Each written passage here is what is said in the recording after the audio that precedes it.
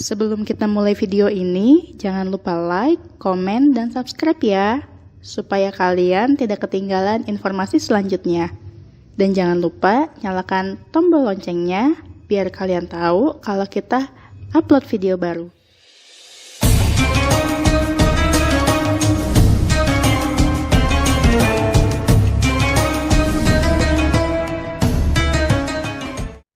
Bismillahirrahmanirrahim. Assalamualaikum warahmatullahi wabarakatuh.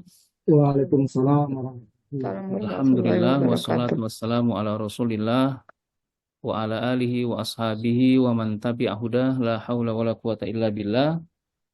Rabbi shrah li sadri wa yassir li amri wahlul 'uqdatam min lisani yafqahu qawli amma ba'du. Ayah bunda, bapak ibu, saudara-saudariku, adik-adikku yang dirahmati Allah, anak-anakku semua. Alhamdulillah kita berjumpa kembali pada Sabtu ini untuk sama-sama mengikuti bincang Sabtu seputar informasi pendidikan di Al-Azhar Kairo Mesir, dan insya Allah dalam 1 jam ke depan bersama saya Arifin akan sama-sama membahas yang mana kali ini kita akan coba menelisik mengenai biaya pendidikan di Al-Azhar Kairo Mesir. Dan untuk mengawali pertemuan kita ini, mari kita sama-sama membaca basmalah. Semoga Allah senantiasa memberikan manfaat dan keberkahan pada pertemuan kita ini. Bismillahirrahmanirrahim. Bapak, Ibu, saudara-saudariku, adik-adikku, anak-anakku yang dirahmati Allah, seperti biasa bahwa pada beberapa bulan kemarin kita seringkali mengadakan bincang Sabtu seperti ini untuk memberikan sosialisasi, ya, memberikan informasi-informasi yang berkaitan dengan pendidikan di Al-Azhar, khususnya di Ma'had Al-Azhar. Karena memang walaupun Al-Azhar adalah lembaga pendidikan yang sudah sangat lama, ya, sangat lama berdiri, akan tetapi cukup banyak informasi-informasi yang sulit untuk kita dapatkan. Kalian lulusan SMA yang mau lanjut kuliah di Al-Azhar Mesir? Atau kalian baru lulusan SD maupun SMP dan mau melanjutkan studinya ke Mesir? Tapi bingung gimana caranya? Darul Arifin Indonesia solusinya. Yayasan Darul Arifin Indonesia atau DAI adalah lembaga konsultan pendidikan yang memfasilitasi calon pelajar Indonesia, mulai dari pendaftaran, pemberkasan, pembinaan, pemberangkatan, dan pendampingan di institusi-institusi Al-Azhar Mesir. Gampang banget, kalian bisa langsung mendaftarkan diri ke kantor Darul Arifin Indonesia yang beralamatkan di Jalan Raya Jati Asih nomor 12, Kota Bekasi, Provinsi Jawa Barat. Atau bisa daftar secara online di website Darul Arifin Indonesia di www.darularifin.org.id. Buat persyaratannya, kamu tinggal melampirkan dokumen berikut ini ya.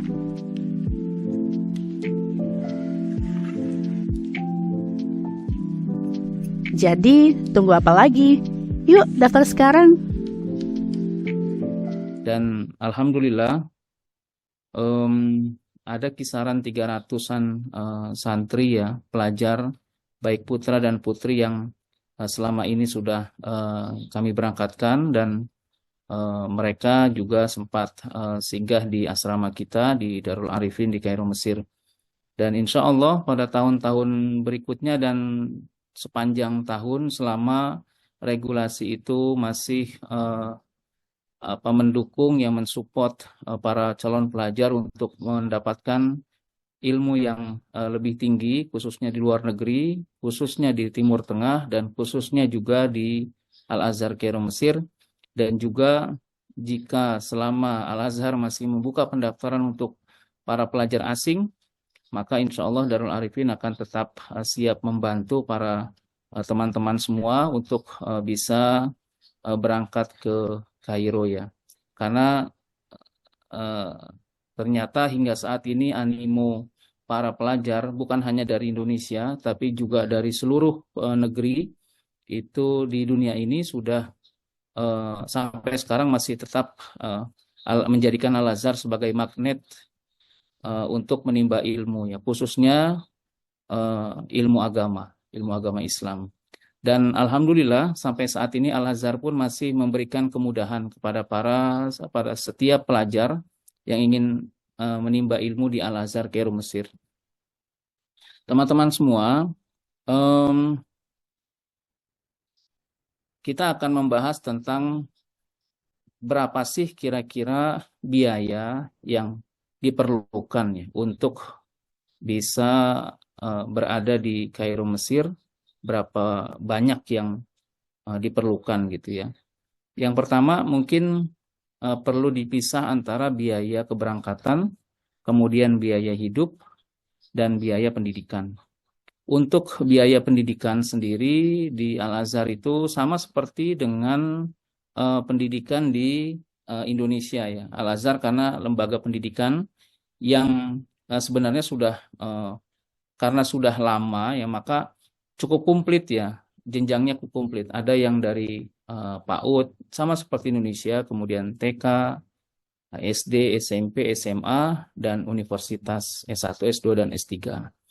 Untuk ma'had ini adalah sebenarnya secara formal dia adalah sekolah jenjang SD, SMP, dan SMA. Itu dinamakan dengan ma'had. Jadi cukup berbeda antara definisi ma'had di Indonesia dengan di Kairo, di Mesir. Kalau di Al-Azhar, ma'had itu artinya sekolah formal untuk jenjang SD, SMP, dan SMA. Adapun untuk S1, S2, dan S3 itu dinamakan dengan Jami'ah. Jami'ah S1, S2, dan S3. Gitu. Nah, untuk saat ini yang diperbolehkan bagi pelajar asing dari semua negara, bukan hanya dari Indonesia saja, itu adalah ma'had dalam kategori SMP dan SMA. Dengan syarat-syarat minimal usia 12 tahun dan maksimal usia 30 tahun. Nah, walaupun di ma'had ini adalah sekolah jenjang SMP dan SMA, tapi ternyata sampai saat ini cukup banyak teman-teman yang sudah menyelesaikan jenjang SMA di Indonesia atau aliyah ya, sederajat, itu justru masuk ke jenjang ma'had terlebih dahulu. Karena memang mereka punya impian untuk masuk ke universitas. Nah, mengapa demikian? Karena memang ada beberapa keistimewaan yang bisa didapatkan ketika teman-teman masuk ke jenjang ma'had untuk bisa melanjutkan ke jenjang universitas. Yang pertama, bahwa ma'had itu walaupun secara formal dia adalah sekolah tingkat SMP dan SMA, akan tetapi proses pendidikannya atau masa pendidikannya tidak sama dengan Indonesia. Tidak sama dengan Indonesia karena apa? Karena memang Al-Azhar tahu betul bahwa cukup banyak pelajar-pelajar yang sudah menyelesaikan, sudah usianya di atas 17 tahun, 18 tahun, bahkan 20 tahun, bahkan kami juga pernah memberangkatkan anak yang usianya sudah 28 tahun. Nah, karena memang untuk masuk ke universitas itu sudah tidak memungkinkan lagi karena memang regulasi dari Indonesia juga sudah tidak memperbolehkan, maka jalur ma'had ini adalah jalur alternatif agar teman-teman bisa masuk ke jenjang universitas. Maka dari sisi usia itu sangat fleksibel. Kemudian yang kedua, dia punya kelas bahasa, artinya bagi teman-teman yang belum menguasai bahasa Arab, maka teman-teman akan diikutsertakan di kelas bahasa. Artinya dengan nama DK ya, kalau kita bisa sebut dengan DK atau dirasa khosoh. Jadi memang hampir setiap hari banyak WhatsApp masuk ke saya menanyakan, Buya, saya tidak bisa bahasa Arab, kira-kira bisa nggak masuk ke ma'had? Jawabannya adalah bisa. Karena apa? Karena bagi teman-teman nanti ketika ingin masuk ke ma'had akan diberikan kesempatan untuk masuk ke DK dulu atau di Rosa Khoso atau dalam bahasa kita dikenal dengan kelas bahasa. Dan ini sebetulnya satu hal yang lumrah karena memang hampir setiap negara apabila kita misalnya masuk ke negara ke Inggris misalnya ya tetap harus masuk kelas bahasa dulu atau ke Turki misalnya harus masuk ke kelas bahasa dulu.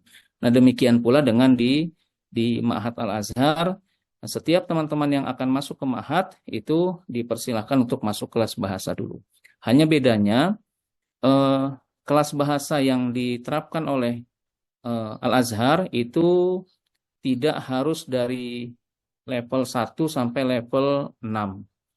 Dia akan disesuaikan dengan kemampuan bahasa Arab masing-masing siswa. Kalau misalnya bagi teman-teman yang sudah memiliki kemampuan bahasa Arab yang medium misalnya, nanti ketika mau masuk ke ma'had, dia akan bisa masuk di level-level yang di tengah. Di kelas bahasanya misalnya entah di level 5 atau di level 4 dan seterusnya.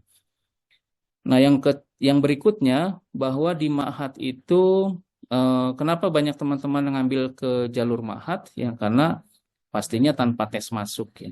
Tanpa tes masuk. Tidak ada ujian kualifikasi. Setiap anak-anak yang usianya antara 12 sampai 30 tahun, kemudian minimal memiliki ijazah SD, maka dia bisa masuk ke Al-Azhar, ke jenjang ma'had ini tanpa tes.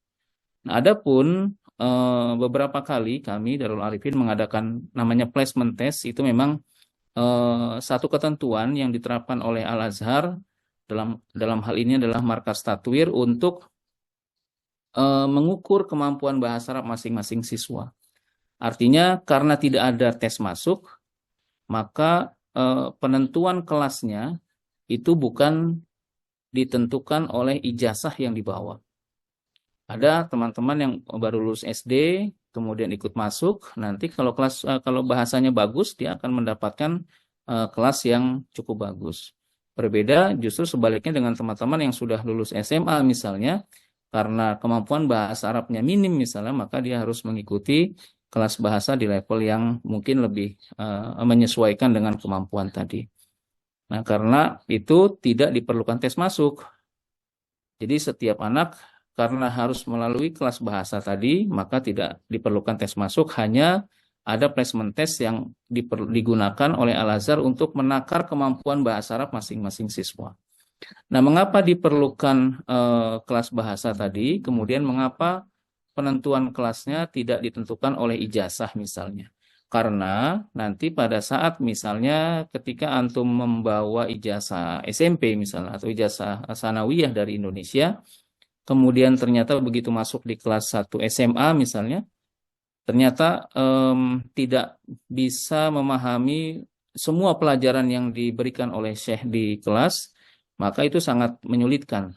Itu adalah hikmah kenapa Al-Azhar menerapkan penempatan kelas tidak disesuaikan dengan ijazah, tidak disesuaikan dengan usia, akan tetapi disesuaikan oleh kemampuan bahasa Arab masing-masing siswa. Agar apa? Agar nanti ketika masuk ke kelas berikutnya, Ananda sudah lebih terbiasa memahami pelajaran-pelajaran yang diberikan oleh para syekh di kelas.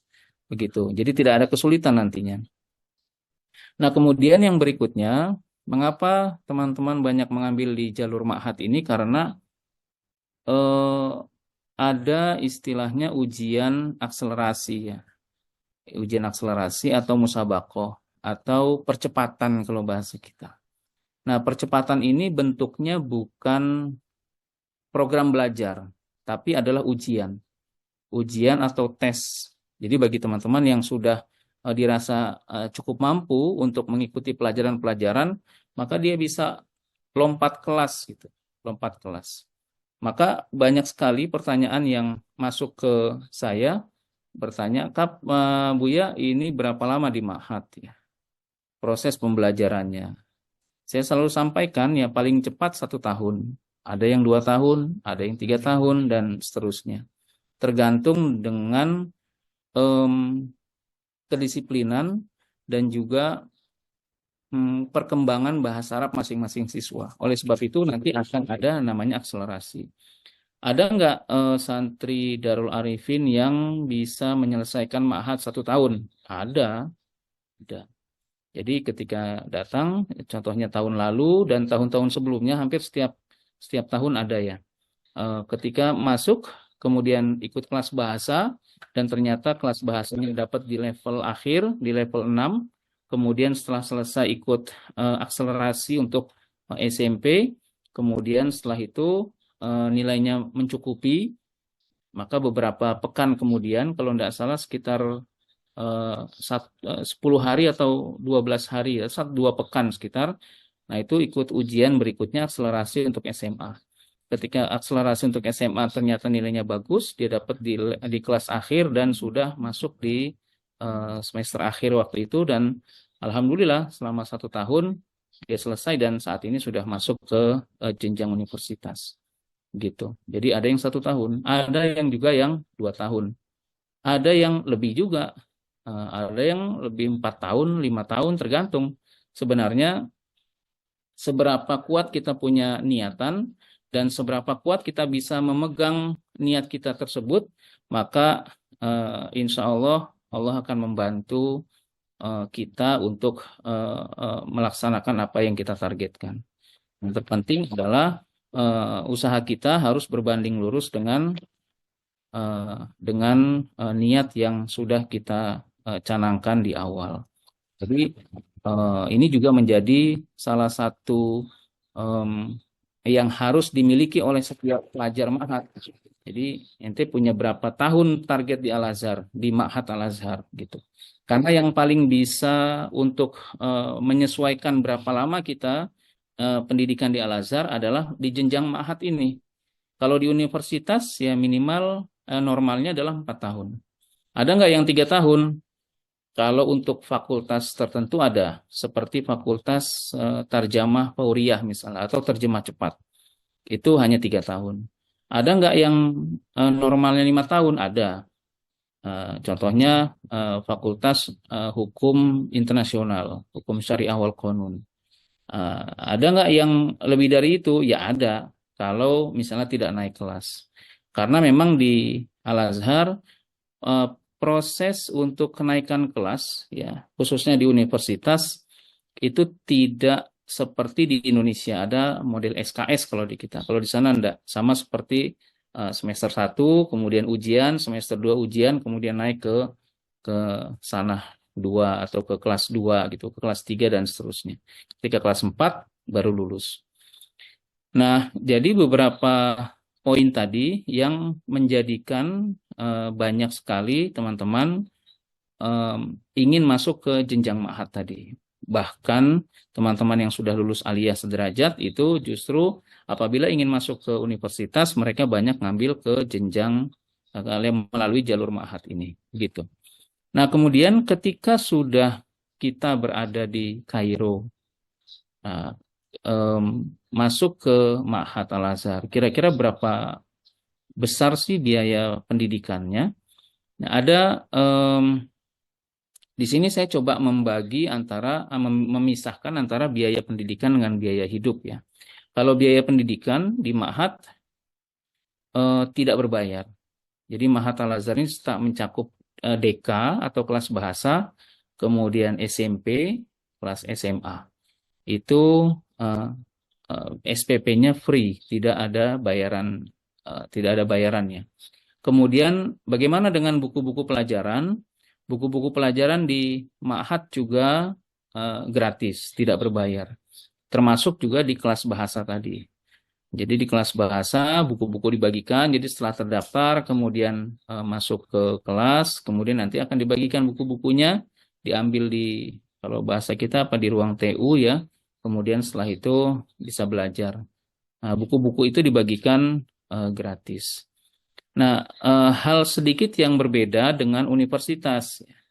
Kalau universitas tetap SPP ya, atau kalau di kita uang SPP, SPP bulanan itu tidak ada ya. SPP per semester biasanya mereka dibayarkan per tahun.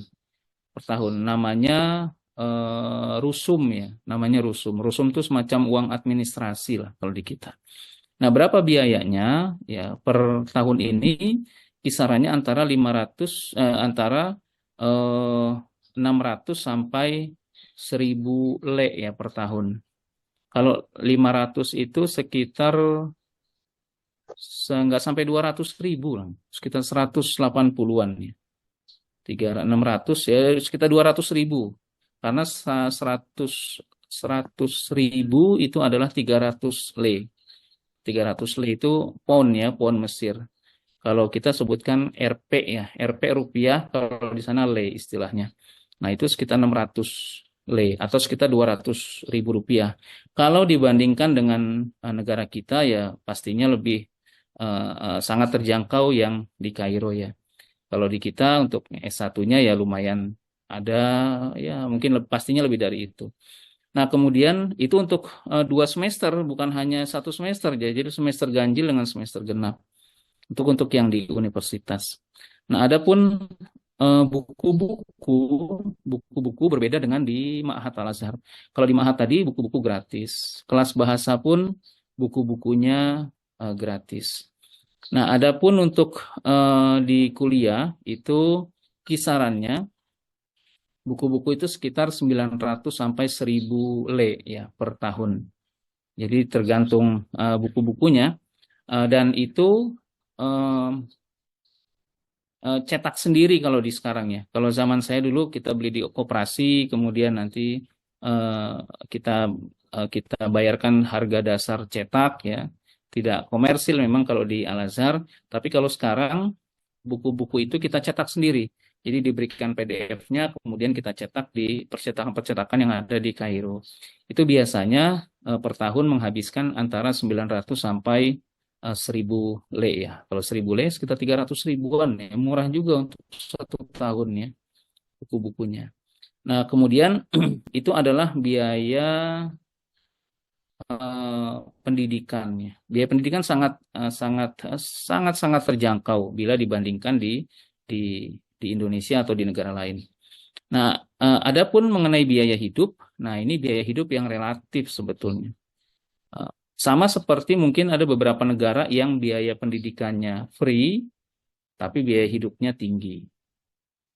Ada yang biaya pendidikannya berbayar dan biaya hidupnya rendah ya.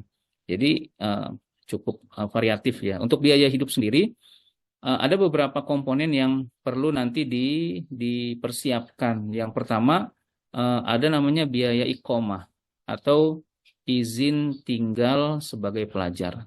Biaya iqomah itu artinya kita bayarkan per tahun. Karena memang kita di Kairo, di Mesir, adalah berstatus sebagai orang asing. Ya, sama seperti orang asing di negara kita, ya untuk bayar kitas nanti kan ada tiap berapa bulan atau setiap tahun itu harus dibayarkan. Nah, begitu juga dengan kita di Kairo Mesir, karena status kita adalah status sebagai pelajar, maka tetap izin tinggalnya adalah izin tinggal pelajar yang harus diperbaharui 1 tahun sekali. Jadi biasa berakhir di bulan Oktober. Jadi setiap bulan November seperti tahun ini nih, itu bagi yang sudah memang sudah posisinya belajar di Al-Azhar itu bisa mulai memperbaharui iqomah atau izin tinggal tadi. Izin tinggal ini prosesnya akan dikelola atau dibantu oleh ada tim dari organisasi kekeluargaan Indonesia yang ada di Kairo. Itu ya. Jadi tidak bisa diproses sendiri-sendiri. Itu biasanya kalau dirupiahkan itu antara 600 sampai 1 juta untuk 1 tahun. Nah, tapi iqomah. Jadi iqomah ini bukan visa ya. Kalau visa itu kan artinya ketika kita masuk ke Kairo, kita masuk ke Mesir itu dengan menggunakan visa pelajar. Visa pelajar artinya visa untuk masuk ke suatu negara, visa untuk masuk ke suatu negara dengan status sebagai pelajar. Ada visa turis, ada visa bisnis dan seterusnya. Tapi kalau sudah berada di Kairo, sudah berada di Mesir, maka namanya bukan visa lagi, namanya iqomah. Kalau mungkin di Amerika, di Eropa ada green card atau semacam itulah. Jadi bentuknya kayak kartu gitu, kayak kartu ATM. Nanti diberikan ya setelah proses perpanjangan iqomah bagi teman-teman yang sudah berada di ma'had atau universitas. Kemudian yang berikutnya biaya hidup adalah mencakup biaya asrama ya. Biaya asrama kalau di Darul Arifin itu biaya asrama saat ini 3 juta per bulan sudah termasuk tempat tinggal, kemudian fasilitas asrama, kemudian sudah termasuk makan, kemudian pendampingan, bimbingan, pengasuhan dan seterusnya. Tapi kalau tinggal di luar asrama, maka semua perintilan-perintilan itu akan terdefinisikan sendiri ya.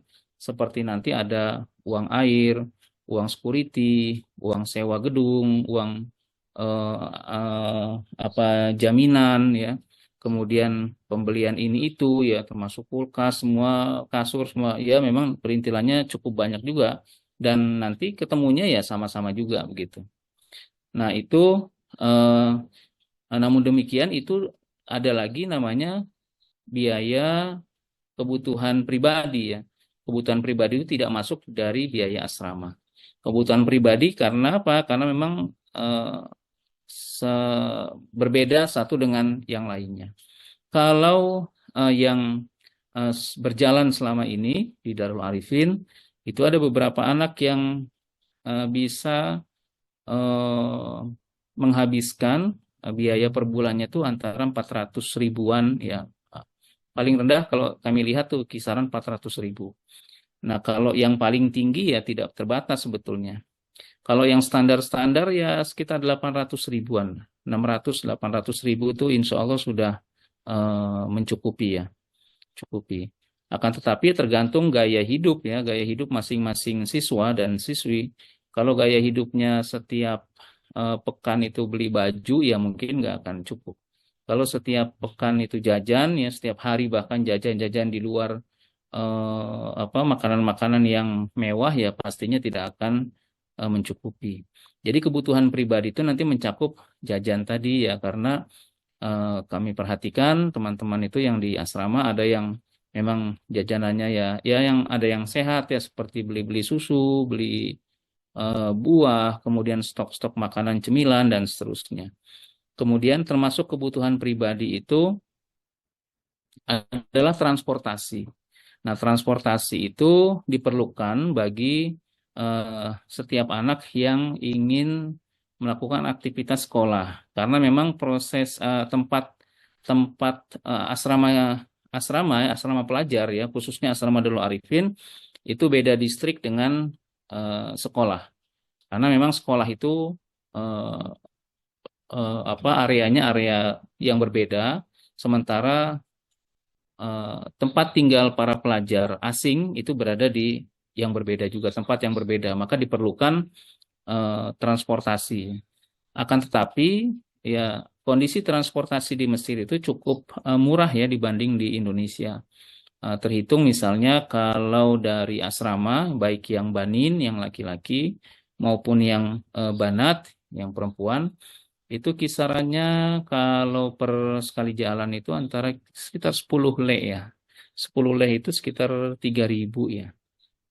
3.000 rupiah, 3.000 rupiah. Kalaupun ada kenaikan paling 3.100, 3.500 lah paling enggak. Jadi kita asumsikan antara 3.000 rupiah, kemudian sekali jalan, kemudian PP adalah 6.000, sementara hari dalam satu pekan untuk belajar itu 5 hari ya, sama seperti di Indonesia.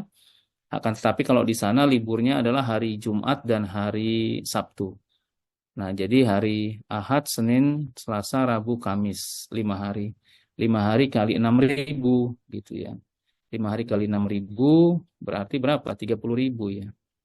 Nah, 30.000 dikali kalau 1 bulan ada 4 pekan. Ya, 30.000 dikali 4 ya sekitar nggak sampai 200.000 ya. Atau sekitar 200.000. Nggak sampai 200.000 insya Allah. Jadi artinya jika lagi-lagi dibanding dengan Indonesia, maka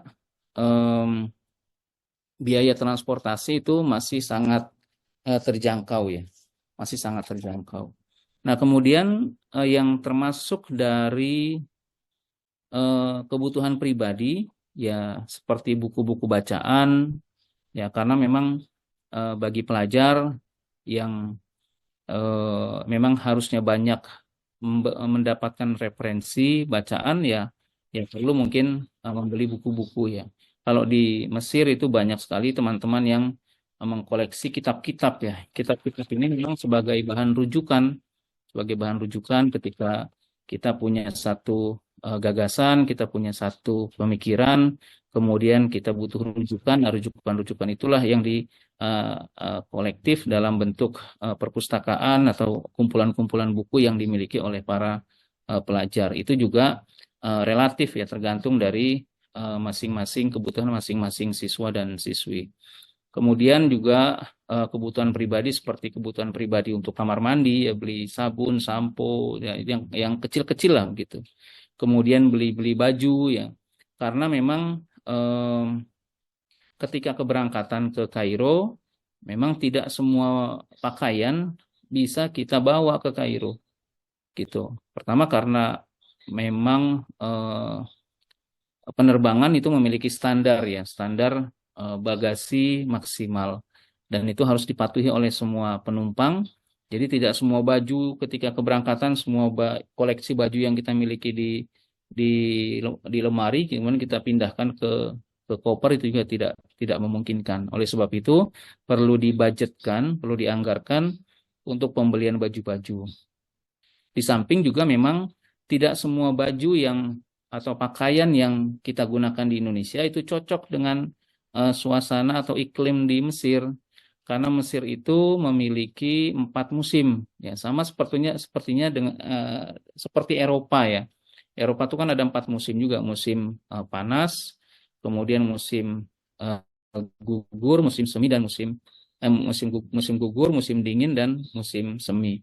Nah, kalau kita memakai pakaian-pakaian yang tipis di Indonesia, kemudian kita bawa ke sana, pada saat musim dingin ya tidak terpakai gitu. Begitu pula dengan kita punya kaos atau pakaian yang tebal, kemudian kita bawa ke Mesir, pada musim panas pun itu tidak terpakai. Maka alangkah baiknya memang untuk membeli atau menganggarkan pakaian-pakaian yang kita akan beli di Kairo, Mesir.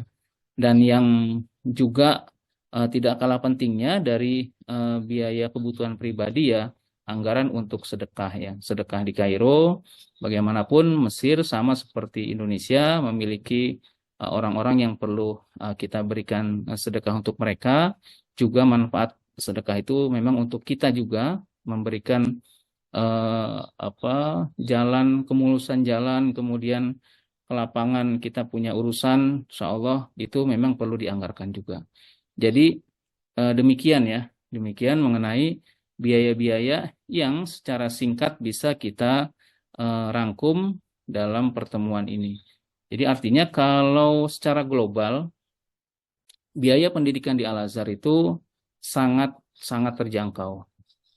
Nah, hanya yang menjadi beban masing-masing adalah untuk biaya hidupnya sendiri. Nah, biaya hidupnya tergantung dari gaya hidup masing-masing. Kalau gaya hidupnya standar, insya Allah masih terjangkau.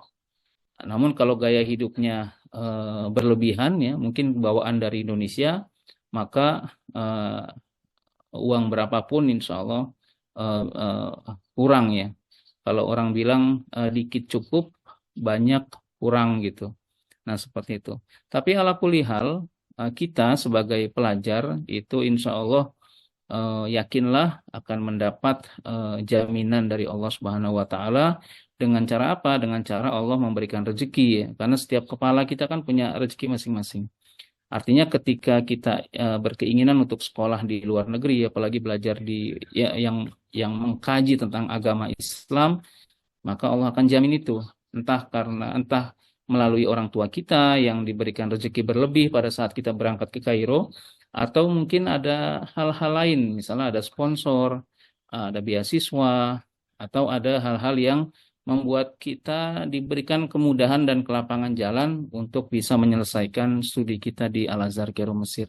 Oleh sebab itu, saya selalu memberikan eh, semangat ya bagi teman-teman yang sekiranya mungkin punya keterbatasan biaya, bahwa Allah itu maha memberikan rezeki. Jadi apa yang kita miliki sekarang bukan berarti cerminan untuk bulan-bulan berikutnya. Artinya ketika kita sekarang misalnya tidak punya uang, bisa jadi ketika kita punya niatan yang baik, maka Allah akan berikan kelapangan dari pemenuhan kebutuhan-kebutuhan kita selama berada di Kairo, Mesir. Saya kira itu yang bisa kita ulas pada siang ini.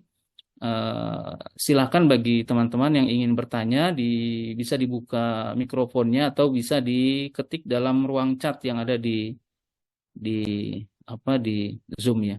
Ini sudah ada pertanyaan, laundry bagaimana Ustadz? Laundry kalau di asrama itu sudah disediakan mesin cuci, Pak. Ini dari Pak Hadi Sunarto. Laundry sudah disediakan mesin cuci. Jadi ketika teman-teman berada di asrama, itu setiap anak bisa menggunakan mesin cuci. Dan khususnya bagi teman-teman yang belum terbiasa, maka nanti disarankan bagi teman-teman yang sudah mendaftar, kemudian siap berangkat di 2025. Nah, memang tugas orang tua tuh untuk memberikan pelajaran-pelajaran mandiri ya, kemandirian.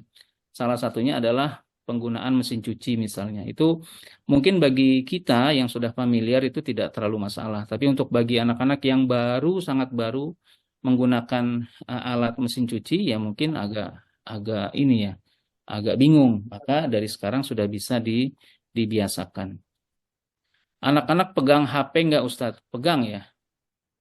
Anak-anak pegang handphone. Karena memang berbeda dengan sistem di Mesir dengan di Indonesia ya. Kita punya pesantren di di Cipanas itu handphone steril tuh. Jadi ketika masuk ke asrama, handphone dikumpulkan, kemudian baru dibagikan di hari Ahad misalnya, itu pun di jam-jam tertentu. Karena memang anak-anak tidak boleh keluar, hanya memang harus ada di asrama.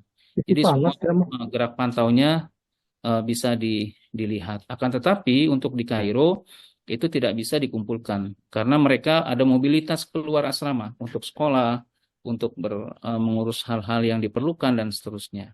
Hanya memang ketika di asrama itu ada peraturan dilakukan pembatasan penggunaan handphone yang berlebihan itu tidak diperbolehkan.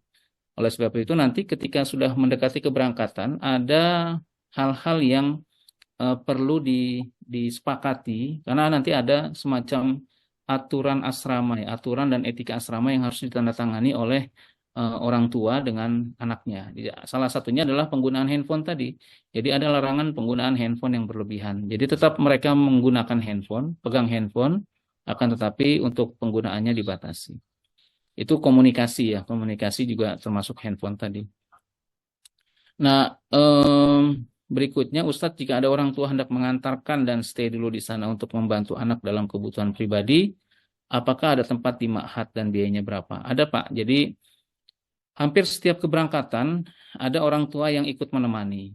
Nanti diakomodir di asrama kita, di mes ya, di asrama Darul Arifin. Baik di Banin, di laki-laki ataupun di Banat. Boleh Pak. Jadi silahkan untuk tinggalnya pun harus menyesuaikan dengan masa berlakunya visa. Kalau visa kunjungan itu biasanya 1 bulan maksimal. 1 bulan maksimal. Nah untuk biayanya selama ini yang kita terapkan adalah 27 juta kalau tidak salah. 27 juta itu sudah termasuk tiket pulang pergi, Jakarta Kairo, Kairo Jakarta, sudah termasuk visa kunjungan, sudah termasuk tempat tinggal selama berada di Kairo maksimal 15 hari.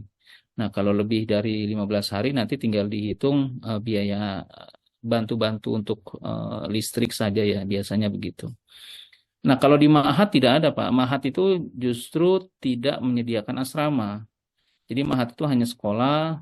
Nah, kami Darul Arifin yang memberangkatkan itu memang diwajibkan untuk menyediakan asrama. Nah, nanti bagi Bapak Ibu yang ingin ikut mendampingi Ananda, dipersilahkan dengan catatan proses pengajuannya usahakan memang harus jauh-jauh hari ya, karena visa kunjungan biasanya lebih sulit prosesnya daripada visa pelajar. Oleh sebab itu, agar nanti bisa berangkat bersamaan, maka diperlukan penyerahan berkas lebih awal, gitu. Kalau lulusan ma'had bisa lanjut ke universitas negara lainkah, Ustadz? Bisa. Jawabannya insya Allah bisa ya.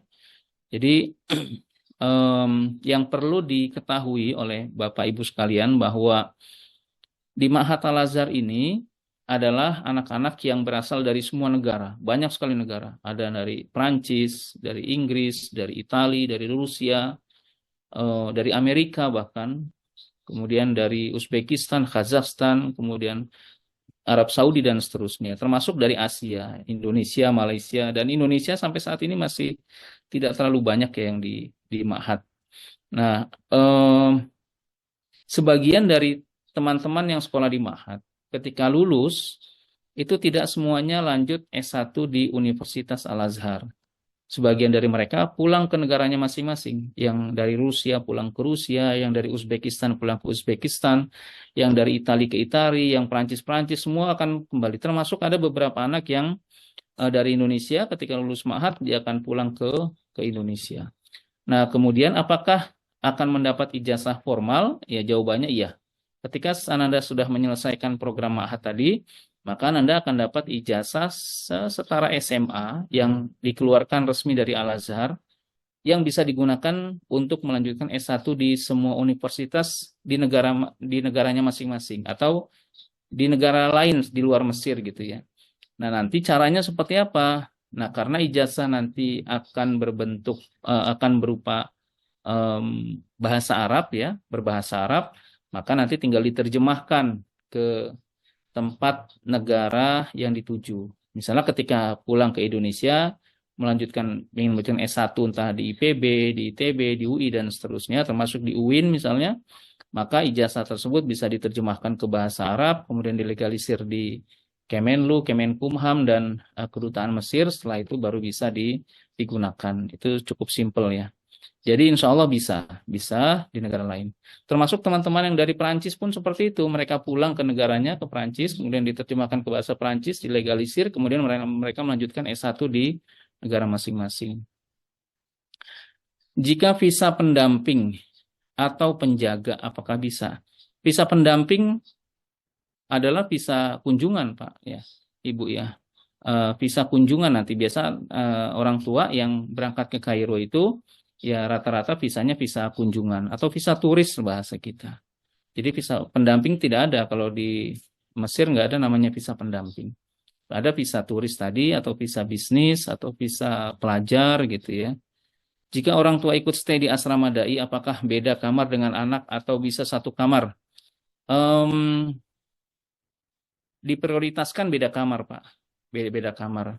Karena kalau satu kamar, ya, kecuali memang terpaksa mau satu kamar karena kemarin ada anaknya perempuan, kemudian orang tuanya juga ibu yang berangkat, maka nanti karena kemauan ibu untuk gabung dengan kamar anaknya, kemudian nanti ada beberapa anak juga yang di situ. Karena memang biasanya satu kamar itu yang banat itu rata-rata 4 ya, 4 orang per kamar. Jadi artinya kalau misalnya ada ibu di situ, ya ibu nanti bersama anak, kemudian sama 2 lain dari anak yang tinggal di dalam kamar. Boleh, itu sebetulnya fleksibel ya, tergantung kondisi dan kemauan dari orang tua tadi. Nah, berbeda dengan misalnya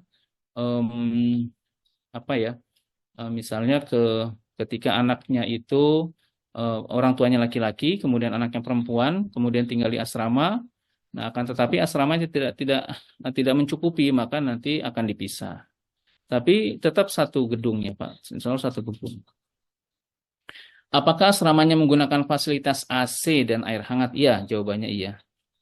Jadi Darul Arifin memang berusaha agar setiap anak-anak di asrama merasa nyaman, maka di setiap kamar itu ada AC-nya. Setiap kamar ada AC. Kenapa diperlukan AC? Karena memang di sana saat musim panas ya. Saat musim panas itu cukup tinggi ya musim panasnya. Sama juga dengan air hangat ya. Air hangat water heater itu di kamar mandi juga ada. Nah, diharapkan water heater itu agar anak-anak tidak malas untuk mandi, khususnya di musim dingin. Tuh, karena memang musim dingin kalau di sana musim dinginnya kering, musim panasnya juga kering. Jadi cukup ekstrim ya. Kalau kita pernah ke Turki misalnya atau ke Rusia, ke Cina bahkan yang ada musim saljunya, musim dingin ya itu dinginnya seger ya, karena ada kelembaban. Tapi kalau di Mesir itu musim dinginnya tidak ada salju, akan tetapi justru kering dan derajatnya bisa sampai 2 derajat ya, 2 derajat Celcius. Jadi dingin sekali dan kering. Maka itu eh, eh, sangat eh, apa bagi anak-anak yang kalau musim di Indonesia aja males mandi, apalagi di Mesir gitu dingin sekali. Oleh sebab itu diperlukan disediakan water heater tadi. Nah, begitu juga dengan musim panas. Musim panas di Mesir itu cukup ekstrim juga. Itu kisarannya kalau tidak salah 40 sampai 46 ya, 46 derajat. Nah, maka kita berharap anak-anak bisa nyaman di kamar dengan adanya AC tadi. Hanya memang masing-masing punya efek negatif ya. Efek negatifnya apa? Kalau AC itu di kamar, kemudian pada saat musim panas, akhirnya anak-anak karena terlalu nyaman di kamar tidak mau sekolah misalnya. Karena di sekolah hanya ada kipas angin misalnya gitu. Kan memang di Al-Azhar tidak ada AC. Mereka pakai kipas angin. Dan untuk keluar kamar itu, keluar asrama memang panas juga. Nah, itu efek negatifnya begitu. Maka harus masing-masing harus punya punya apa kekuatan semangat ya untuk tetap menjalankan apa yang telah ditargetkan dari awal. Apakah di asrama ada musrif atau musrifah? Berapa jumlah perbandingan per anak dengan musrif? Kalau di asrama selalu ada musrif dan musrifah. Kita punya 2 gedung, gedung eh, khusus asrama putri dan satu lagi gedung asrama putra. Setiap gedung itu ada musrif dan musrifahnya. Kalau di Kairo, asrama itu berbeda dengan di Indonesia. Asrama itu kalau di kita kan sifatnya melebar ya. Seperti di pesantren Darul Arifin di Cipanas itu melebar semakin banyak gitu ya. Jadi ada lokal tersendiri. Kalau di Kairo enggak. Kalau Kairo itu gedung ke atas. Sama seperti apartemen mungkin ya. Jadi em, kayak flat gitu ya. Nah, satu lantai biasanya ada satu musrifah. Satu lantai musrifah. Nah, satu lantai itu ada rata-rata 3 kamar. Maksimal satu kamar itu 4. Jadi kalau ada 3 kamar berarti sekitar 12. Ya, yang ada sekarang antara 6 sampai 12 anak dalam satu lantai itu ada satu musrifah yang menangani. Dan nanti biasanya musrif dan musrifah ini akan memberikan apa? Report ya. Report atau bahasa kita mutabaah. Report itu bagi anak-anak yang berada di bawah mas'uliyahnya, tanggung jawabannya, maka nanti ada laporan-laporan yang diberikan ke orang tua masing-masing. Nah, itu gunanya musrif dan musrifah seperti itu.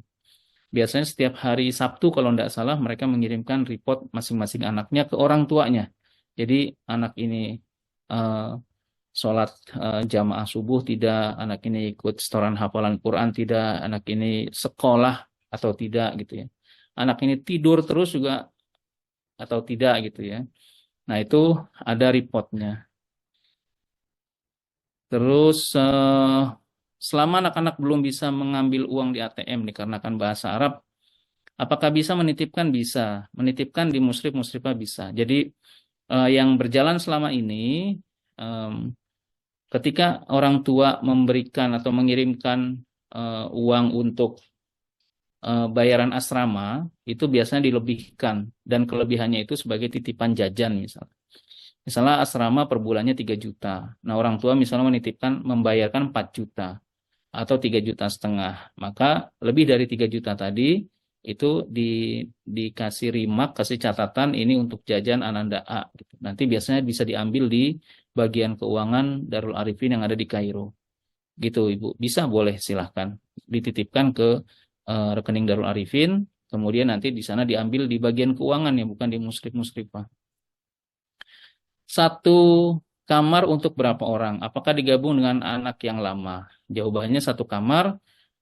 Sebenarnya kalau untuk yang laki ya, yang gedung putra itu ada kamar-kamar yang kecil, ada kamar-kamar yang besar gitu. Nah, struktur bangunannya berbeda dengan yang ada di asrama putri. Kalau asrama putri satu lantai ada 3 kamar, ada 2 kamar mandi, ada satu dapur gitu ya. Nah, kalau untuk putra ada yang kecil isinya 2 orang, ada yang besar isinya kalau tidak salah 14 orang. Jadi besar. Dan itu pakai ranjang tingkat ya.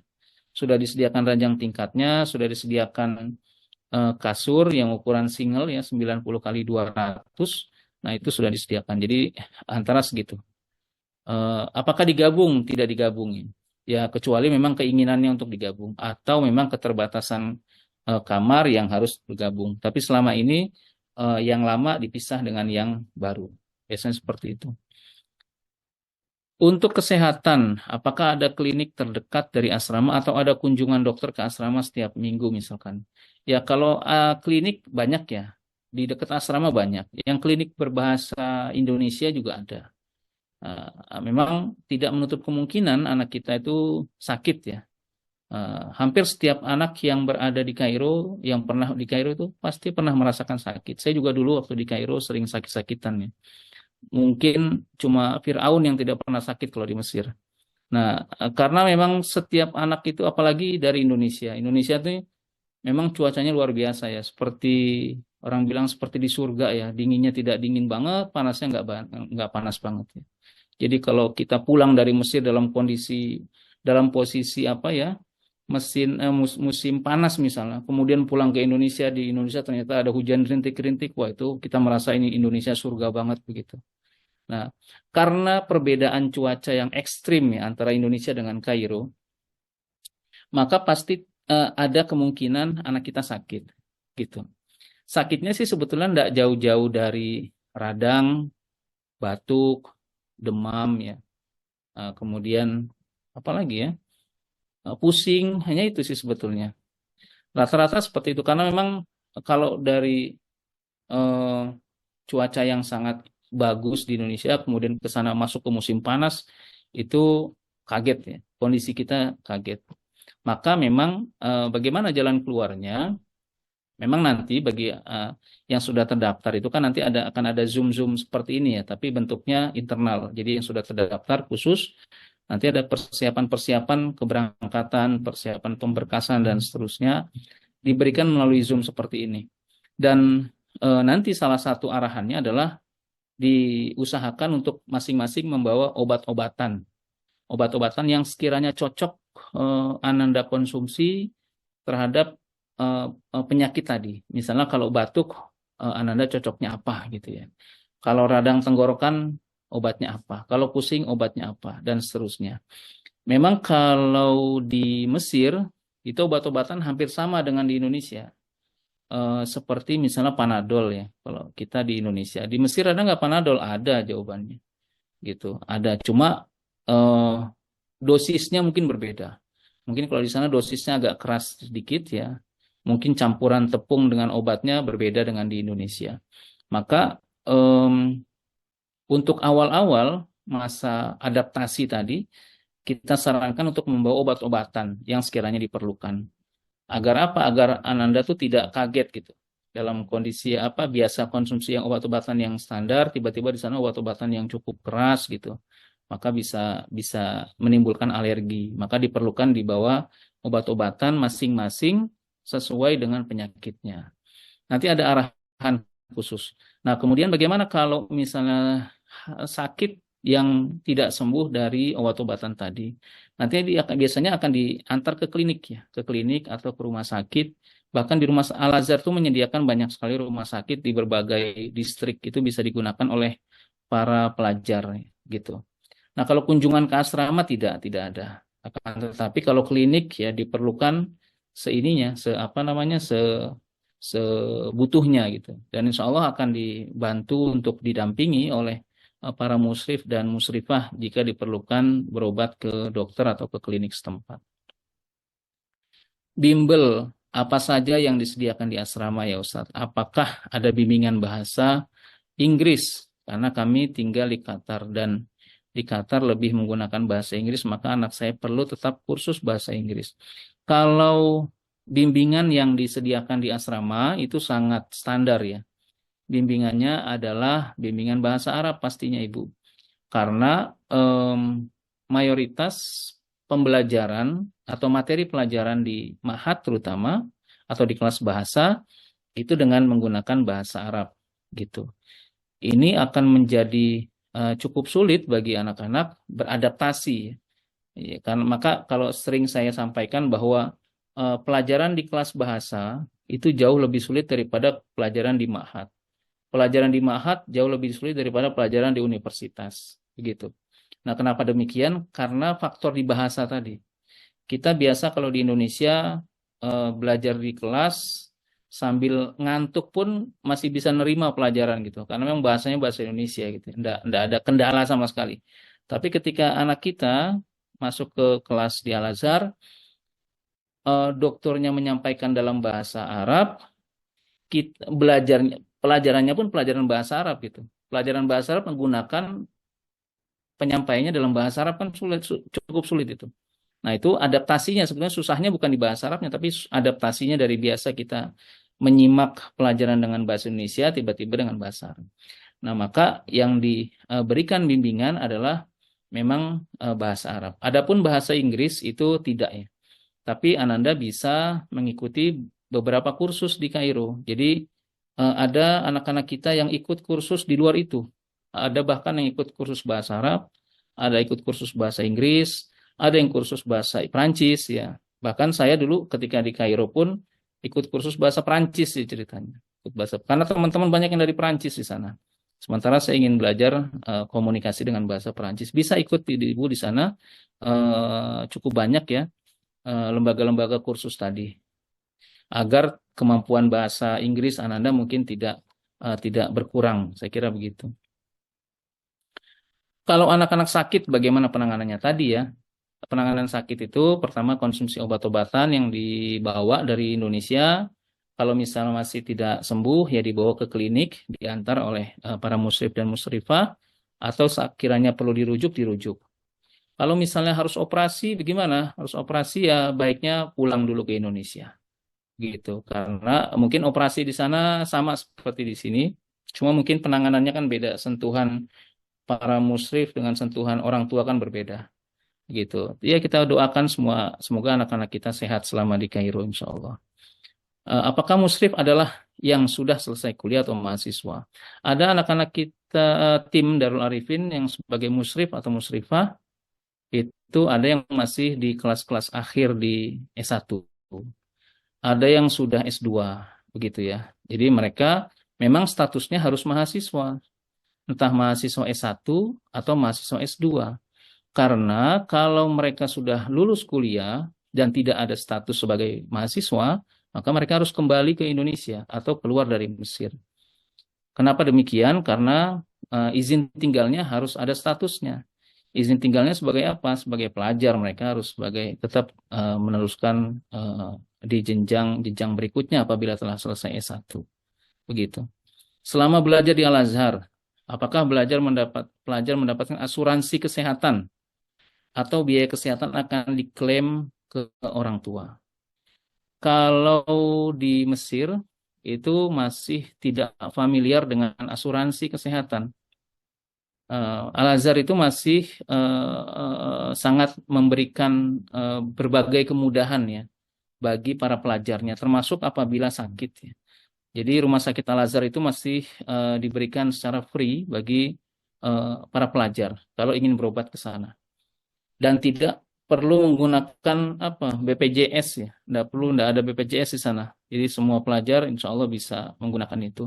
Dan kalaupun harus yang menggunakan fasilitas yang berbayar, itu pun tidak terlalu mahal ya. Tidak seperti di Indonesia. Di sana masih obat-obatan masih cukup disubsidi oleh pemerintah gitu ya. Cukup besar subsidinya.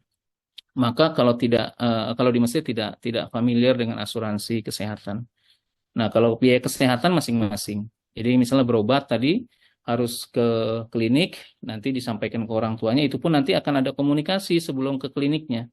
Bapak, ini Ananda tidak mempan misalnya obat yang dibawa dari Indonesia, izin mau ke klinik, ininya seperti ini gitu ya. Itu jadi ada komunikasi dan harus biasa dengan persetujuan orang tua. Sepertinya itu. Orang tua bisa mengunjungi bulan apa saja. Secara umum kapan saja bisa ya. Kapan saja bisa. Tapi kalau sudah berada di ma'had atau di universitas itu ada masa libur panjang. Kalau di Mesir ada musim eh, libur panjang musim panas.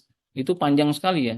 Liburannya bisa 1 tahun tuh kalau tidak salah 2,5 bulan. 2,5 bulan libur.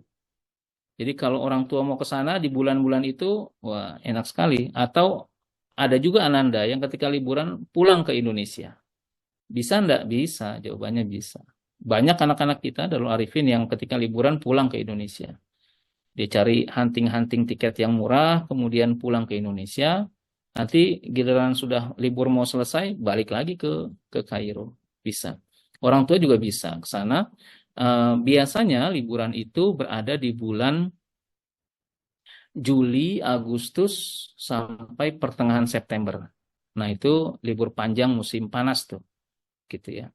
Tapi kalau orang tua ke sana ya ketemunya musim panas, karena Juli itu pas puncaknya musim panas gitu. Nah, tapi kalau di luar bulan itu apakah bisa ke Mesir? Bisa, jawabannya bisa. Kan bisa mengikuti apa ya ritme kegiatan Ananda di Kairo. Ketika ya anak-anaknya sekolah ya kita mungkin jalan-jalan gitu ya. Kalau yang ibu-ibu shopping-shopping gitu, biasa seperti itu. Nah, kemudian kalau hari libur yang per pekan ada di hari Jumat dan Sabtu. Itu bisa. Mohon diinfokan rundown kegiatan anak-anak selama di asrama setiap harinya, baik di Ma'had ataupun di Darul Arifin. Kalau rundown atau kegiatan rutin itu di asrama itu tidak seketat kita punya pesantren. Di Indonesia tuh ketat sekali ya, dari bangun tahajud, kemudian lanjut subuh setoran hafalan Quran, kemudian bebersih ada. Tapi kalau di Mesir tidak. Di Mesir itu kegiatan yang hariannya rata-rata setelah tahajud ya subuh. Setelah subuh biasanya mereka ada setoran hafalan atau biasanya muhadoroh ya, latihan apa ceramah atau ikut kegiatan-kegiatan seperti kajian-kajian di asrama. Kemudian setelah itu bebersih, mereka sekolah di Al-Azhar itu sekitar biasanya dari jam 8 sampai jam 1 ya. Antara jam setengah 8, jam 8 sampai jam 1. Kemudian setelah itu mereka kembali ke asrama. Nah, ada sebagian anak yang ikut halakoh sanat ya, Quran halakoh tahsin dan tahfiz Quran bersanat. Itu ada di kelas juga. Jadi setelah pembelajaran selesai, mereka ikut ada namanya Madrasah Al-Imam At-Thayyib di sana. Itu bagi anak-anak yang ingin menghafal Quran bersanad atau tahsin bersanad itu bisa mengikuti itu. Nah, biasanya itu kalau ikut itu sampai asar biasanya. Setelah asar mereka balik ke asrama. Ya, kalau mereka nggak ikut itu berarti jam 1, setengah 2 mereka balik ke asrama istirahat. Kemudian setelah asar nanti ada kegiatan-kegiatan kajian-kajian biasanya. Nanti ada kita punya pengajar pembimbing gitu. Sampai menjelang maghrib, setelah maghrib ya sholat jamaah seperti biasa, kemudian makan malam, kemudian mereka punya kegiatan sendiri-sendiri. Nah, biasanya kegiatan yang diisi oleh anak-anak kalau setelah Isya itu ada yang ikut tadi kajian-kajian bersanad tadi. Kajian bersanad. Jadi kalau di Mesir itu ada 2. Ada yang free, tidak berbayar kalau ikut sanad ya. Ada yang berbayar. Nah, yang berbayar inilah yang banyak diikuti oleh kita ya, anak-anak kita di Kairo. Dan memang sangat disarankan bagi setiap anak yang selama berada di Kairo untuk mengikuti halakoh sanad ini. Karena kenapa demikian? Karena kalau di Indonesia tuh cukup langka ya. Jarang dan kalaupun ada mahal sekali. Kalau di Mesir tuh sangat murah ya, sangat murah. Dan sebagian besar anak-anak kita alhamdulillah ikut itu. Dan mereka ambil yang berbayar. Nah, kenapa yang berbayar? Karena waktunya fleksibel. Waktunya fleksibel, kemudian satu halaqah tuh paling cuma 4 atau 5 anak gitu diolah oleh atau dikondisikan oleh syekhnya di sana. Nah, kemudian ada juga yang kegiatannya sore itu setelah menjelang asar mereka ikut kajian-kajian di Masjid Al-Azhar ya banyak karena hampir setiap hari ada halaqah-halaqah tuh. Ada halaqah hadis, ada halaqah fikih, ada halaqah tafsir, ya ada halaqah banyak lah, halaqah adab dan seterusnya. Nah, karena kegiatan-kegiatan yang berbeda itu ya kita memang satukan di hanya beberapa kegiatan yang ada di asrama. Nah, akan tetapi memang kita punya peraturan anak-anak harus berada di asrama kembali itu sebelum biasanya jam 10 malam ya kalau musim kalau musim dingin dan kemudian jam 11 malam kalau musim panas ya karena kalau musim panas itu maghrib itu masih agak terang di sana itu gitu. Jadi randaunya seperti itu, Pak. Biasanya pelajar bisa pulang pada saat apa, Ustadz? Idul Fitri kah atau ketika kenaikan kelas? Ya, pulangnya tuh biasanya pada saat liburan ya. Pada saat liburan di bulan tadi Juli, Agustus sampai pertengahan September. Kalau libur Idul Fitri sedikit di sana. Kalau nggak salah cuma 5 hari libur Idul Fitri, nggak bisa pulang. Nah, yang lama di sana adalah libur Idul Adha. Idul Adha di sana ramainya lebih banyak, lebih meriah daripada liburan Idul Fitri. Karena kalau di Mesir, orang-orang Mesir sama kayak kita ada tradisi pulang kampung ya. Pulang kampung yang tinggal di Kairo kan tidak semuanya orang Kairo. Ada mereka tinggal pulang gitu. Nah, itu mereka pulang kampung itu biasanya setelah Idul Adha. Idul Adha itu liburannya sekitar 2 pekan, sekitar 15 harian. Gitu. Kalau Idul Fitri sedikit sekali. Akan tetapi kalau ingin pulang ke Indonesia itu liburannya baiknya setelah kenaikan kelas ya. Kenaikan kelasnya di bulan Juli itu bulan April, Mei, Juni. Nah itu Juli bisa ikut pulang ke Indonesia. Eh, ada kegiatan olahraga nggak Ustadz? Karena anaknya hobi olahraga. Ada banyak ya. Ada futsal, ada basket, ada voli ya buat perempuan juga, ada renang juga. Renang kalau di Mesir terpisah antara laki dengan perempuan. Kemudian ada lagi bola kaki, yang sepak bola ada. Jadi yang hobi futsal bawa aja seragamnya tuh boleh. Seragam futsal, sepatu futsal juga ada. Karena seringkali ketika Ananda ke sana kemudian lupa bawa sampai sana ternyata teman-temannya pada bawa ikutan futsal, akhirnya eh, minta dikirimin gitu, kirimin apa namanya seragam futsal tadi dan seterusnya. Ada insya Allah ada. Raket juga kalau di sana juga ada insya Allah. Kalau anak saya masih umur 11 tahun, insya Allah tahun depan 12 dan kelas 6, apakah sudah bisa daftar? Sudah bisa. Sekarang sudah dibuka, pendaftaran sudah cukup banyak yang mendaftar untuk keberangkatan 2025. Jadi kalau Ananda sekarang posisinya sedang menyelesaikan kelas 6, itu bisa mendaftar sekarang dan akan berangkat setelah lulus kan. Karena prosesnya tahapannya akan lumayan panjang nanti. Untuk proses pengurusan visa pelajarnya, untuk proses persiapan-persiapannya, pemberkasannya nanti akan ada tuntunannya di saat-saat yang diperlukan nanti. Jadi sudah bisa mendaftar silahkan. Buya mau tanya lagi, kalau mendaftar apakah harus sudah bisa bahasa Arab, hadis dan lain atau ada pembekalan dulu di Indonesia? Ya, untuk mendaftar itu tidak perlu mahir berbahasa Arab, tidak perlu harus punya hafalan Quran, ya tidak perlu apalagi hadis ya tidak perlu. Nanti sebelum keberangkatan akan ada pembekalan ya, pembekalan khususnya pembekalan bahasa Arab ya, umumnya juga pembekalan tentang kemesiran, hal-hal yang perlu diketahui sebelum berangkat itu akan diberikan saat pembekalan.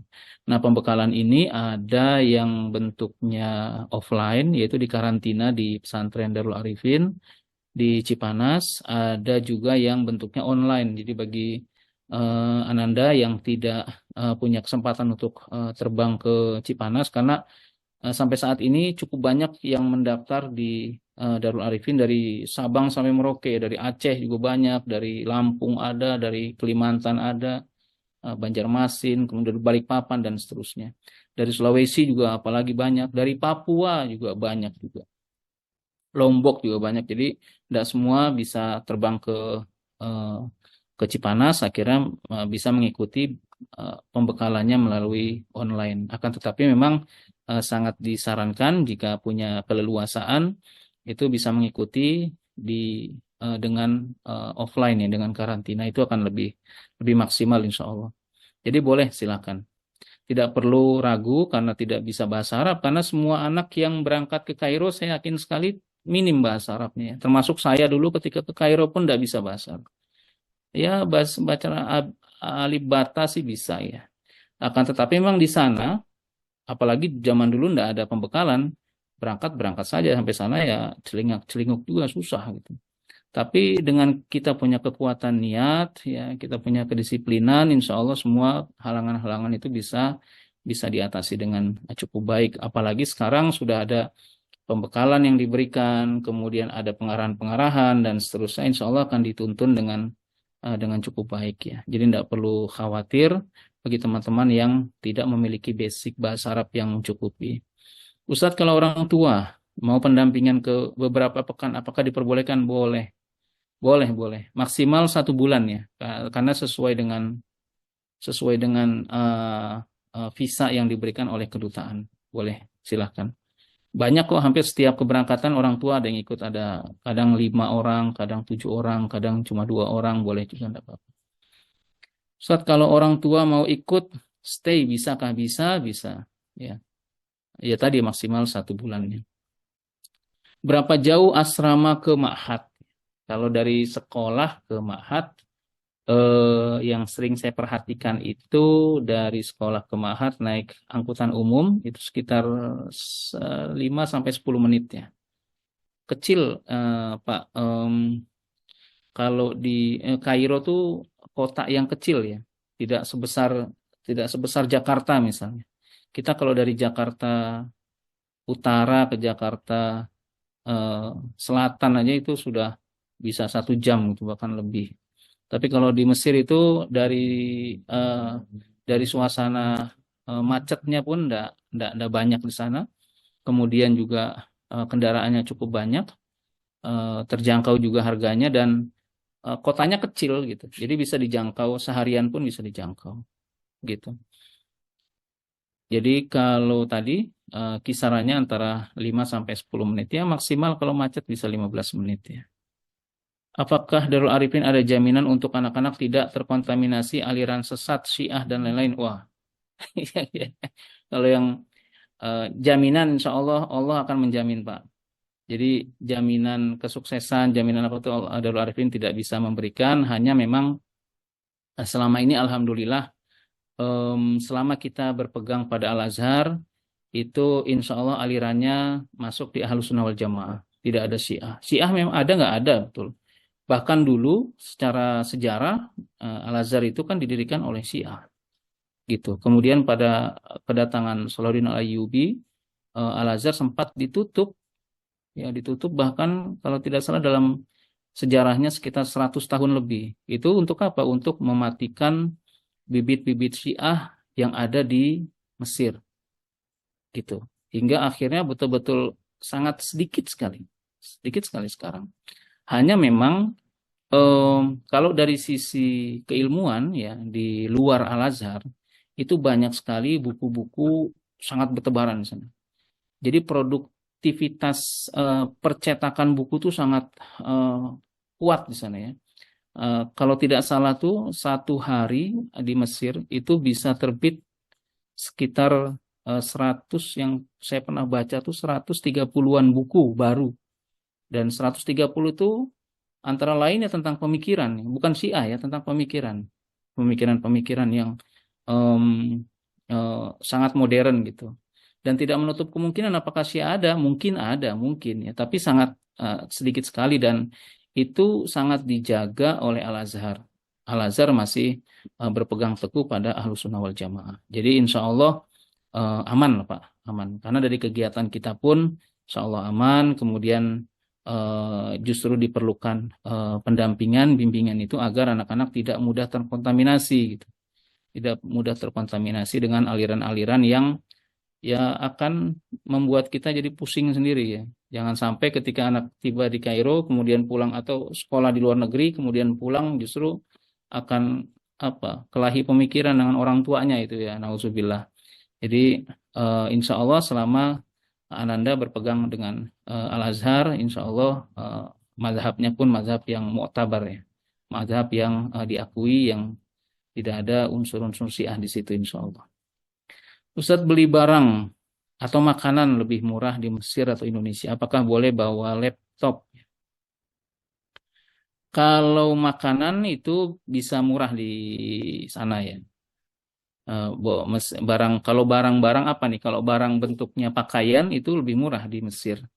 Pakaian, kemudian sepatu itu lebih murah. Ya, tekstil itu lebih murah. Tapi kalau laptop, handphone, pulsa itu lebih mahal di Mesir. Ya, kalau punya laptop silahkan dibawa ke sana. Kalau tidak punya, nggak usah dibawa. Nggak perlu diada-adakan gitu maksudnya. Nah, kemudian kalau beli sepatu itu juga murah di Mesir. Ada beberapa kali anak saya di Kairo juga di Ma'had waktu itu beli sepatu. Kalau di Jakarta kan kita beli sepatu nggak kurang dari 600.000 ya. Tapi begitu di Mesir harga sepatunya tuh dengan merek yang sama, yang KW-KW juga gitu. Itu paling sekitar 90 ribuan gitu atau 100-120 ribu. Jadi sangat murah. Jaket-jaket juga bisa beli di sana. Jas bisa beli di sana. Atau jas tetap harus bawa satu dari sini. Kemudian pakaian-pakaian, gamis-gamis juga bagus beli di sana. Kalau bawa di sini ala kadarnya, sekedarnya. Ya, jadi tergantung apa yang kita beli. Nah, akan tetapi kalau untuk udah beralih ke teknologi, ke laptop, handphone itu baiknya bawa dari Indonesia kalau ada. Pulsa pun bisa mahal di sana. Kalau kita beli pulsa, saya sering sampaikan kalau kita beli pulsa di Indonesia 100.000 kita bayarnya 100 plus 2.500 misalnya buat adminnya. Tapi kalau di Mesir kita beli pulsa 100.000 kita bayarnya sekitar 150 atau sampai 160.000. Jadi adminnya tuh bisa setengah dari harga pulsanya tadi. Jadi lumayan mahal di sana. Ustaz, apakah nanti ada grup orang tua yang anaknya belajar di Mesir? Ada. Jadi ketika orang tua mendaftar akan masuk di grup wali siswa. Nah, di situ nanti pada saatnya nanti akan ada komunikasi tentang pemberkasan. Jadi arahan-arahan pemberkasan yang perlu dilengkapi dan seterusnya. Ketika Ananda sudah berangkat ke Kairo, maka nanti grupnya akan dimasukkan ke grup wali asrama namanya. Di wali asrama itu terpisah antara asrama yang putra dengan asrama yang putri, terpisah. Dan di situ nanti informasinya juga akan berbeda-beda. Jadi sesuai dengan kebutuhan. Biasanya kalau yang wali asrama di grup WhatsApp wali asrama itu nanti para musyrif dan musyrifah akan biasanya memposting kegiatan-kegiatan Ananda di sana. Kegiatan saat ikut bimbel, kegiatan saat jalan-jalan, kegiatan saat ikut kajian. Jadi diposting di grup tadi gitu. Iya betul, selalu dipost di grup, ya betul. Orang tua dan kegiatan Ananda di luar negeri. Iya betul, ada insya Allah. Insya Allah itu sudah berjalan selama ini. Apakah ada pendampingan atau bimbingan anak-anak dalam pengerjaan tugas-tugas sekolah atau pengulangan pelajaran di sekolahnya? Ada, itu dimasukkan di bimbel ya, bimbingan belajar. Nanti ada ustadznya yang akan khusus menangani soal bimbingan belajar tadi di asrama, baik di putra ataupun di putri. Ada lagi yang ingin ditanyakan? Luar biasa nih, kita ternyata sudah lewat dari 1 jam, ya 12:34. Kalau ada yang ingin ditanyakan, silahkan diketik lagi atau dibuka mikrofonnya untuk lebih leluasa untuk bertanya mungkin, atau kalau sudah tidak ada, Assalamualaikum Ustaz. ya, Waalaikumsalam warahmatullahi wabarakatuh. Silakan Pak Hadi ya. Iya Monggo Pak, Ustaz, izin mau bertanya Ustaz. boleh silakan Pak. Ya, anak saya sih sekarang kan kelas 3 SMP ya, sanawiyah kalau lagi di Oke. pesantren. Kalau di kita kan sanawiyah ya. Hmm. Nah, mungkin kalau nanti di Mahat kan harapannya itu bisa langsung ke SMA-nya atau nanti tergantung dari tes gitu ya Ustaz ya. Kemudian yang kedua, seandainya nanti setelah selesai Mahat ya, setelah selesai SMA-nya di sana, level SMA-nya di sana, kalau misalnya mau ikut tes di UIM dari Mesir, apakah peluangnya lebih besar dibanding kalau kita misalnya mau masuk UIM dari Indonesia, Ustaz? Mohon pencerahannya, Ustaz. Baik. Jadi untuk kelulusan tadi, seperti yang saya sampaikan di awal, Al-Azhar itu di jenjang Ma'had tidak menempatkan anak-anak sesuai dengan ijazahnya tadi ya. Artinya apakah yang SMP itu pasti akan masuk satu SMA? Jawabannya tidak pasti. Ataukah sebaliknya, apakah yang lulus SD di sini apakah langsung pasti masuk satu SMP? Tidak pasti juga. Apakah yang sudah lulus SMA bahkan itu pasti di kelas akhir? Tidak juga. Jadi tergantung kedisiplinan dan perkembangan bahasa Arab. Bagaimana tahapannya? Tahapannya setiap anak yang mendaftar di Ma'had itu nanti akan mengikuti namanya placement test atau tes penempatan kelas. Nah, placement test ini adalah wadah atau sarana bagi Al-Azhar untuk mengetahui kemampuan bahasa Arab masing-masing siswa.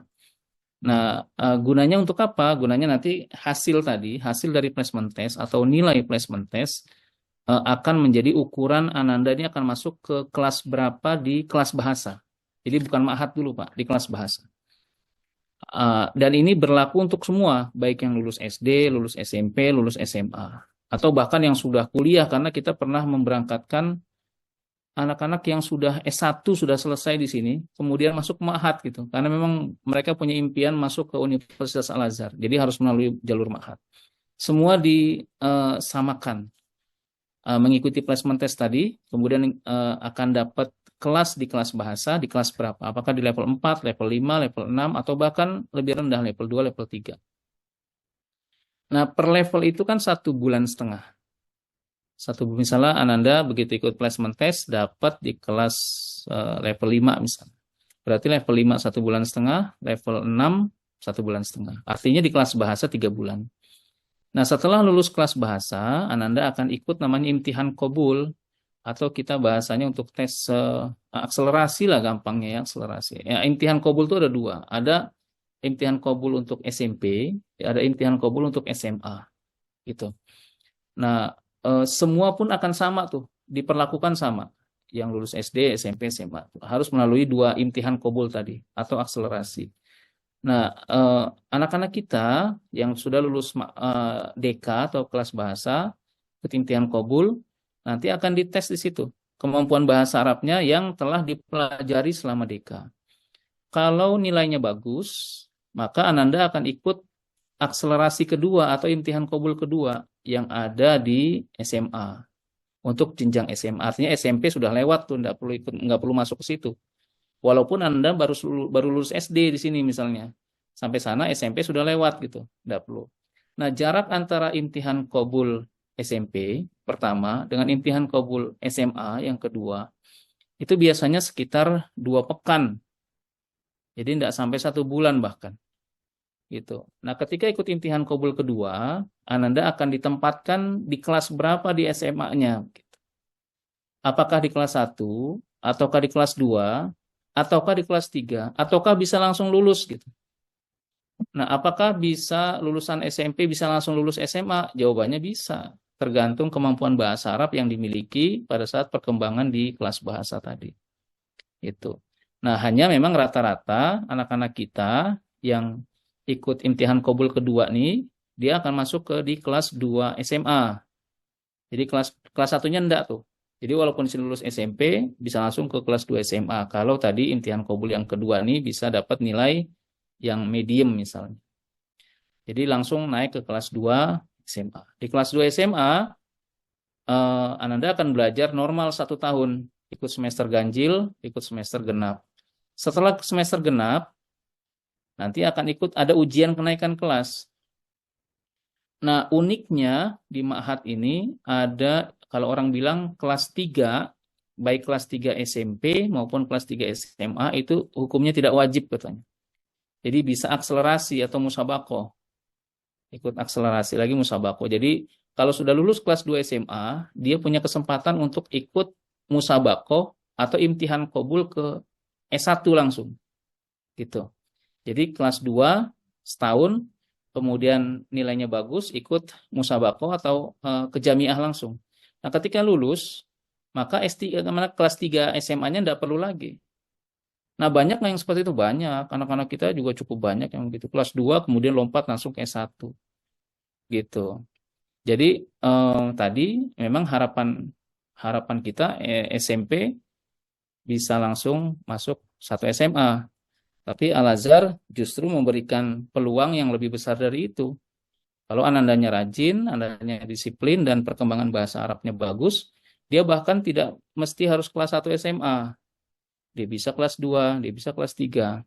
Atau sebaliknya, nah, kalau anandanya rada malas-malas misalnya, kemudian bahasa Arab juga agak sulit, maka dia perlu masuk ke SMP lagi mungkin, kelas 2 misalnya gitu.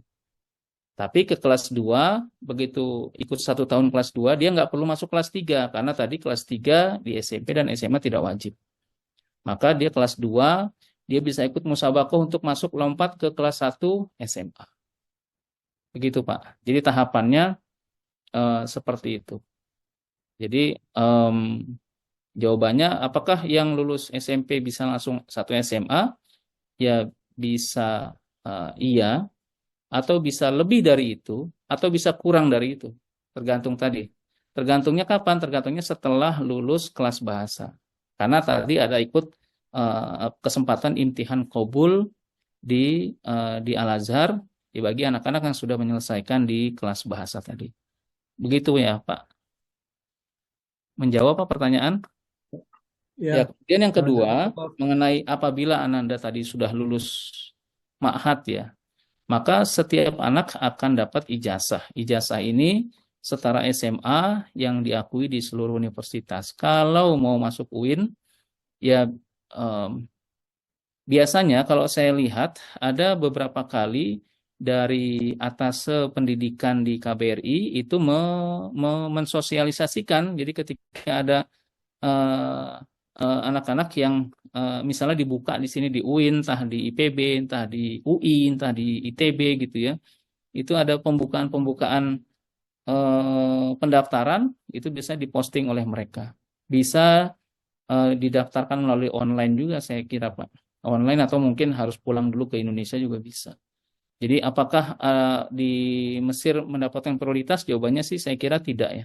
Semua diperlakukan sama, sepertinya seperti itu Pak. Sudah menjawab ya Ibu ya? Tadi ya.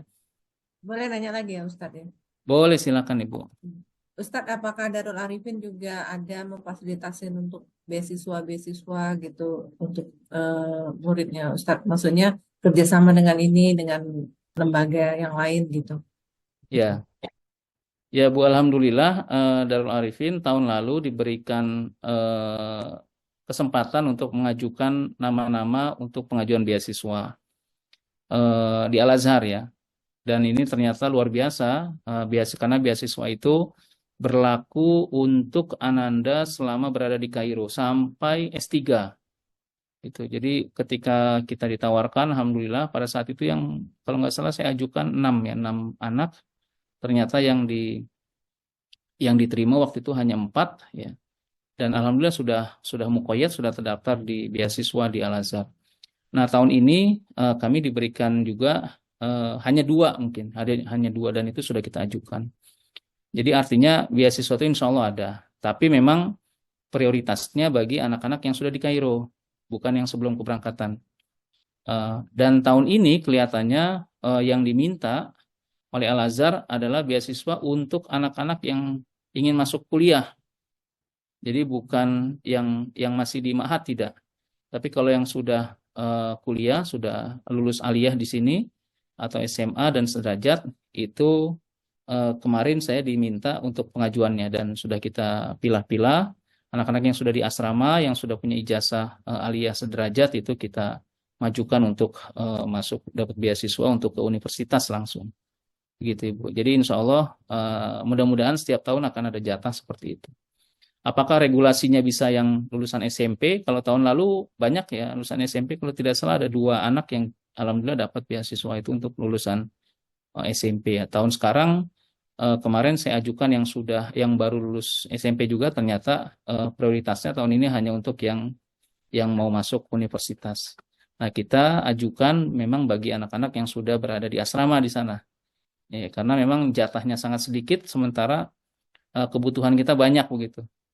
Insya Allah bisa Ibu, Insya Allah. Nanti yang terpenting adalah anak-anak di sana bisa baik ya, maksudnya belajarnya yang baik ya, jangan ada tinggal kelas gitu ya, terus disiplin. Ya. Insya Allah sih rezekinya banyak, ya, termasuk dari beasiswa. Cukup Ibu? Ini Boleh lagi Ustadz, ada nggak ini liburan misalnya dari Darul Arifin menyediakan anak-anak rihlah misalnya per 3 bulan, per berapa bulan? Karena kan kasihan juga anak-anak jauh dari orang tuanya kalau monoton terus, nggak ada refreshingnya gitu Ustadz. ya ada. Setiap tahun hanya ada 1 kali rihlah ya. Kita rihlah untuk keluar kota Mesir, keluar kota Kairo biasanya. Ada beberapa, karena memang di Mesir itu banyak sekali objek-objek wisata yang mengandung sejarah, ya. Banyak sekali. Dan itu kita program memang 1 kali dalam setahun. Banyak sekali situs-situs sejarah yang memang kita kunjungi secara bergantian. Ada insya Allah nanti diinformasikan di grup biasanya seperti itu. Dan itu biasanya ada di bulan kalau tidak salah bulan Februari ya, bulan Februari. Nanti ya di luar-luar itu ada sih kunjungan-kunjungan, tapi sifatnya tidak diakomodir oleh Darul Arifin karena mereka masing-masing punya kalau di Kairo itu ada komunitas sendiri-sendiri ya, ada namanya organisasi kekeluargaan.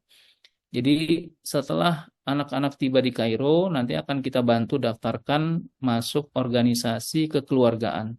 Misalnya yang dari Jakarta ikut kekeluargaan Jakarta, yang dari Sulawesi ikut KKS ya, yang dari Madura juga ada keluarga Madura, yang dari Jawa Timur, Jawa Barat juga ada, yang dari Indonesia bagian timur juga ada, yang dari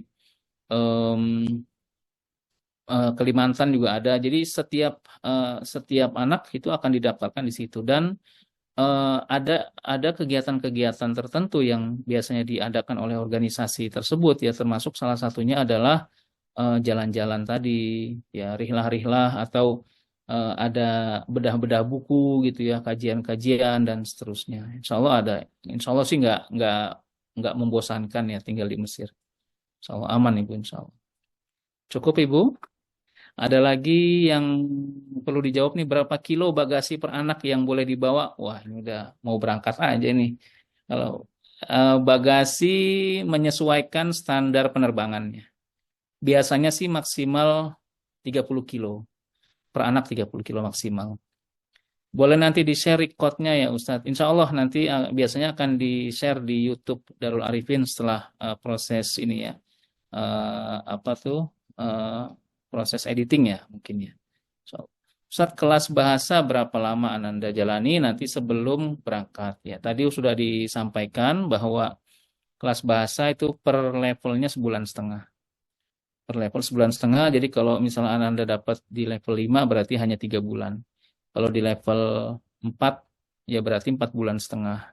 Kalau di level akhir berarti 1,5 bulan ya, tergantung. Kalau di level 2 bagaimana? Ya tinggal dikalikan. Level 2 1,5 bulan, level 3 1,5 bulan, sampai level 6 1,5 bulan. Ya, jadi tergantung dari hasil placement test yang akan dijalani insya Allah. Ayah bunda, adik-adikku, saudara-saudariku yang dirahmati Allah, alhamdulillah kita sudah hampir 2 jam kebersamaan di Zoom ini. Mudah-mudahan ini memberikan pencerahan, pembelajaran, dan informasi yang mencukupi bagi teman-teman yang ingin memberangkatkan atau berangkat ya ke Kairo, Mesir untuk melanjutkan studi di Al-Azhar Kairo, Mesir, baik itu di jenjang ma'had dan seterusnya. Mudah-mudahan Allah berikan manfaat dari pertemuan ini, dan mohon dimaafkan apabila ada salah-salah kata. Mari kita tutup, kalau sudah tidak ada pertanyaan lagi, mari kita tutup majelis ini dengan doa kafaratul majlis. Subhanakallahumma wa bihamdika asyhadu an la ilaha illa anta astaghfiruka wa atubu ilaik. Dari saya cukup sekian, dan apabila ada yang ingin ditanyakan, tidak perlu sungkan-sungkan menghubungi saya melalui WhatsApp ya di 081281101515. Cukup sekian, billahi taufiq wal hidayah. Wassalamualaikum warahmatullahi wabarakatuh.